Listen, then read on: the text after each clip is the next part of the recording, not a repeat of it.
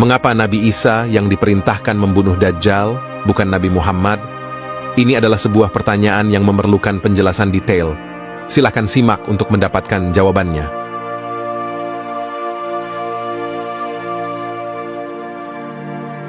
Assalamualaikum warahmatullahi wabarakatuh. Sobat channel Kabar Langit, banyak yang bertanya-tanya mengapa Allah memilih Nabi Isa untuk membunuh Dajjal dan bukan Nabi Muhammad Shallallahu Alaihi Wasallam. Dajjal adalah seorang manusia yang akan muncul di akhir zaman sebagai pemimpin orang-orang kafir dan sesat. Ia akan mengaku sebagai Tuhan dan menyesatkan banyak orang dengan berbagai tipu daya dan keajaiban palsu. Dajjal adalah musuh besar bagi umat Islam dan merupakan salah satu tanda besar kiamat. Berikut adalah 6 alasan yang menjelaskan mengapa Allah memilih Nabi Isa untuk tugas tersebut.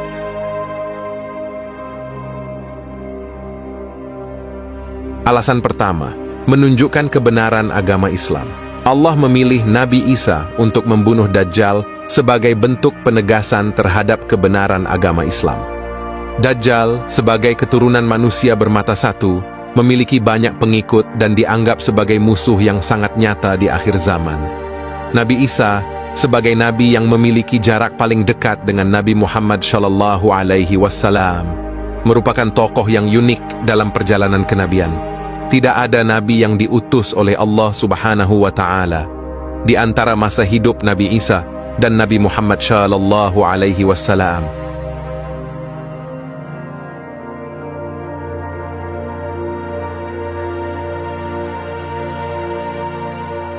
Sebagian umat Nabi Isa masih belum menerima ajaran Nabi Muhammad, masih memandang Nabi Isa sebagai anak Allah atau Tuhan, walaupun Nabi Isa sendiri menolak klaim tersebut. Oleh karena itu, Allah mengutus Nabi Isa untuk membunuh Dajjal dan menghapus seluruh agama selain Islam. Tujuannya adalah agar umat Nabi Isa menyadari kesesatan pandangan mereka dan beriman kepada Allah serta Nabi Muhammad sebagai Nabi terakhir. Tindakan ini juga menggambarkan bahwa agama Islam adalah agama yang benar dan sempurna, mengintegrasikan ajaran-ajaran dari para nabi sebelumnya. Agama Islam diidentifikasi sebagai agama rahmatan lil alamin, yang membawa kedamaian, keadilan, dan kesejahteraan bagi seluruh makhluk.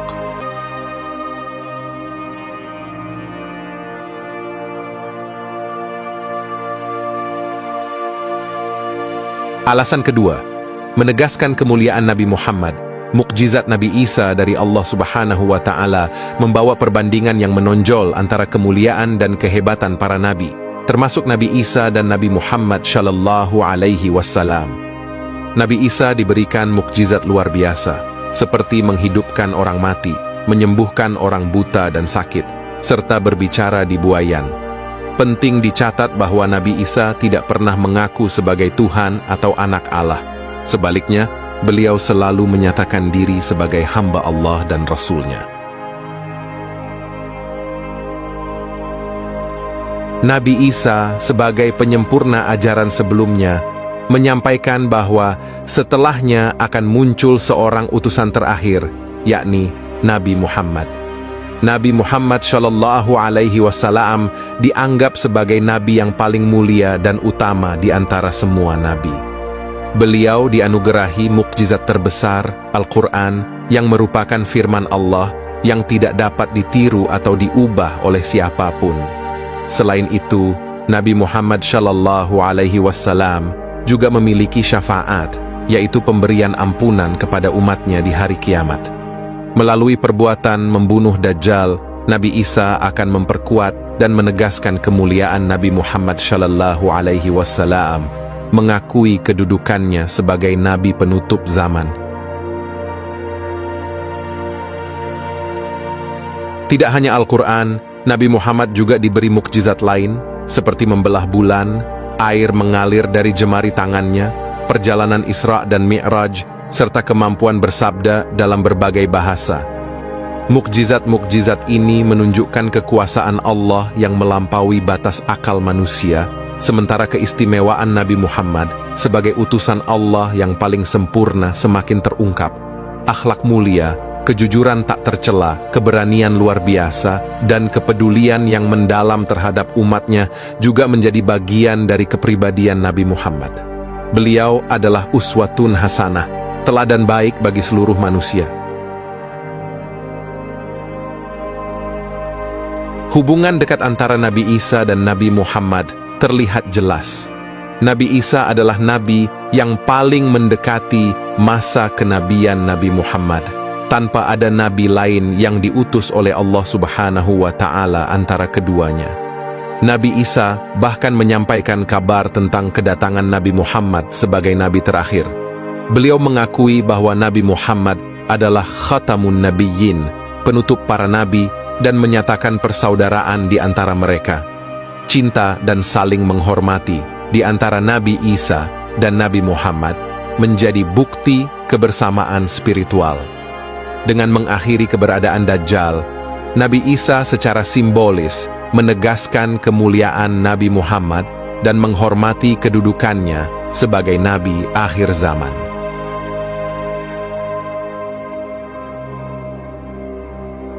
Alasan ketiga, Nabi Isa masih hidup. Riwayat menyebutkan bahwa Nabi Isa awalnya dianggap telah tewas dibunuh oleh orang-orang Romawi. Namun, ulama dan tafsir yakin bahwa Nabi Isa masih hidup. Allah menyelamatkannya dengan menggantikan wajahnya pada seseorang dan mengangkatnya ke langit atas izinnya. Nabi Isa saat ini berada di langit, menanti perintah Allah untuk turun kembali ke bumi pada akhir zaman. Allah memilih Nabi Isa untuk mengalahkan Dajjal karena beliau masih hidup dan dilengkapi dengan kekuatan fisik dan rohani yang luar biasa. Selain itu, keistimewaan Nabi Isa sebagai ruh Allah dan kalimat Allah memampukannya menghadapi Dajjal dan segala tipu dayanya.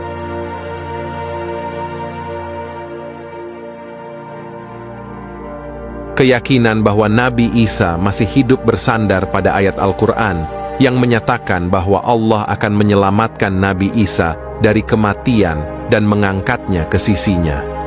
Ayat ini menegaskan bahwa Nabi Isa tidak dibunuh atau disalib, melainkan Allah membuat orang-orang Yahudi tertipu dengan sosok yang diserupakan dengan Nabi Isa. Nabi Isa juga disebut sebagai salah satu tanda kiamat yang akan turun dari langit di sebuah menara putih di Damaskus, Suriah. Tugas beliau adalah memimpin umat Islam melawan Dajjal, yang dianggap sebagai fitnah terbesar di akhir zaman. Dajjal akan dibunuh oleh Nabi Isa dengan tombaknya di pintu Lud, sebuah kota di Palestina.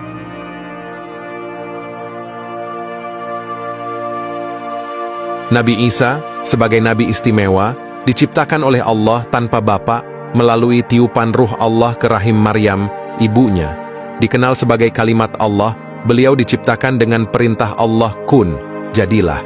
Nabi Isa diberi banyak mukjizat, termasuk kemampuan menghidupkan orang mati, menyembuhkan orang buta dan sakit, berbicara di buayan, dan menciptakan burung dari tanah liat.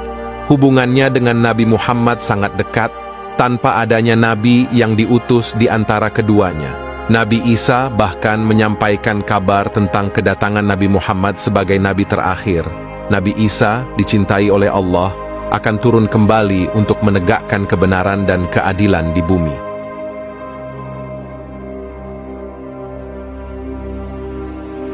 Alasan keempat, menunjukkan kebenaran. Allah memilih Nabi Isa untuk menghadapi dan mengalahkan Dajjal dengan tujuan menegaskan kebenaran.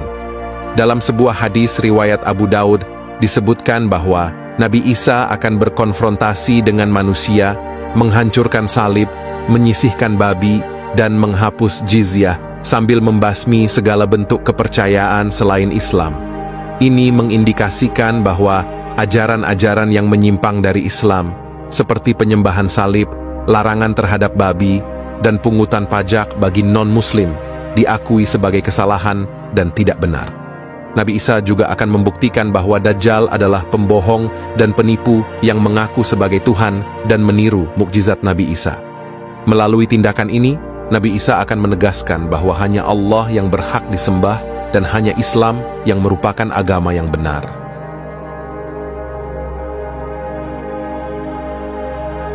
Allah memilih Nabi Isa untuk melawan Dajjal karena adanya hubungan khusus antara keduanya.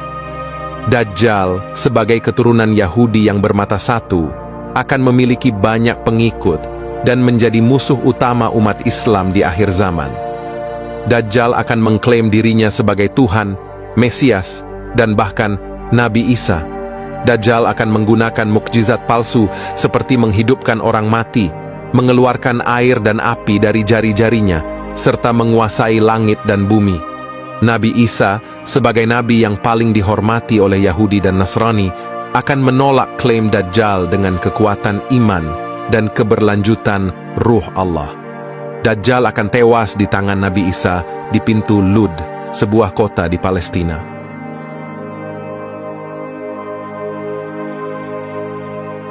Melalui tindakan membunuh Dajjal, Nabi Isa akan membuktikan kebenaran Islam dan kesesatan Dajjal.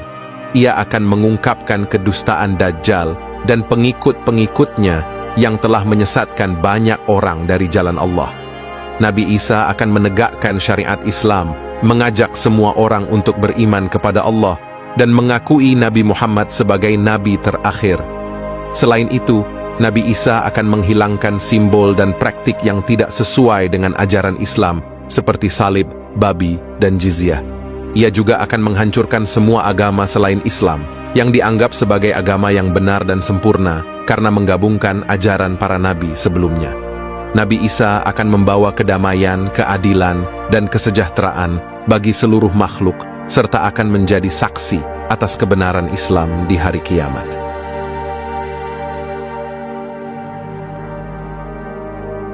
Alasan kelima, dekat dengan Nabi Muhammad.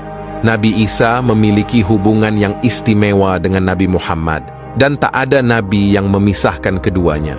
Kedekatan ini membentuk ikatan yang unik di antara para nabi. Nabi Isa dan Nabi Muhammad merupakan dua nabi yang dihormati dengan gelar ulul azmi, menggambarkan keteguhan dan kesabaran mereka dalam menyampaikan risalah Allah. Keduanya juga menghadapi ancaman pembunuhan dari kaumnya, namun Allah melindungi mereka dengan cara yang berbeda.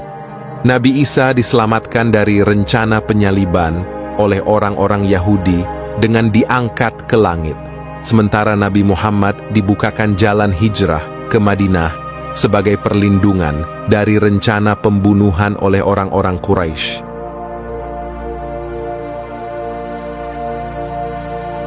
Nabi Isa dan Nabi Muhammad memiliki banyak kesamaan dalam ajaran dan syariat mereka, termasuk salat, puasa, zakat, dan haji. Nabi Isa mengajarkan umatnya untuk beribadah kepada Allah dengan cara yang serupa dengan Nabi Muhammad, melibatkan sujud, ruku', dan tasyahud. Selain itu, keduanya menunjukkan keteladanan dalam berpuasa, dengan Nabi Isa berpuasa selama 40 hari di padang gurun, sebagaimana Nabi Muhammad berpuasa di bulan Ramadan.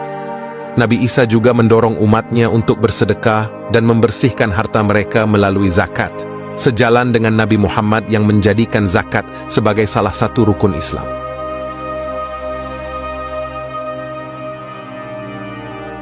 Nabi Isa pernah melakukan perjalanan suci ke Baitul Maqdis di Yerusalem seiring dengan perjalanan haji Nabi Muhammad ke Baitullah di Makkah.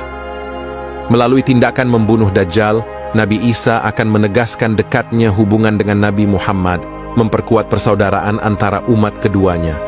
Nabi Isa akan mengakui Nabi Muhammad sebagai nabi terakhir dan penutup para nabi, serta mengajak umatnya untuk mengikuti ajaran Islam. Keduanya adalah nabi yang saling mencintai dan menghormati, dan bersama-sama mereka akan berada di surga.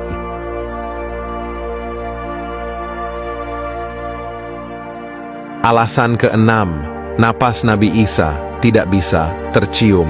Napas Nabi Isa memiliki sifat istimewa yang tidak dapat tercium oleh pengikut Dajjal, memungkinkan Nabi Isa untuk mencari dan membunuh Dajjal. Tempat pembunuhan tersebut, seperti yang dijelaskan dalam hadis Imam Muslim, terjadi di pintu gerbang kota Lud, Palestina. Keistimewaan ini menunjukkan bahwa Nabi Isa memiliki atribut unik yang tidak dimiliki oleh manusia lain, yakni napasnya yang tidak terdeteksi oleh Dajjal. Sebaliknya, Dajjal memiliki kemampuan untuk mencium napas orang-orang beriman. yang keluar seperti asap api dari mulut mereka. Dengan demikian, Dajjal dapat membedakan antara yang beriman dan yang kafir. Namun, Nabi Isa terlindungi dari pengungkapan identitasnya karena napasnya yang tidak tercium. Hal ini juga mencerminkan bahwa Nabi Isa adalah individu yang paling beriman kepada Allah dan taat kepada syariatnya.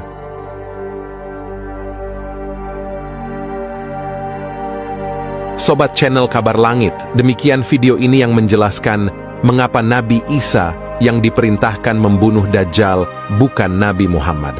Semoga video ini bisa menambah wawasan kita semua. Bagikan video ini jika Anda menyukainya.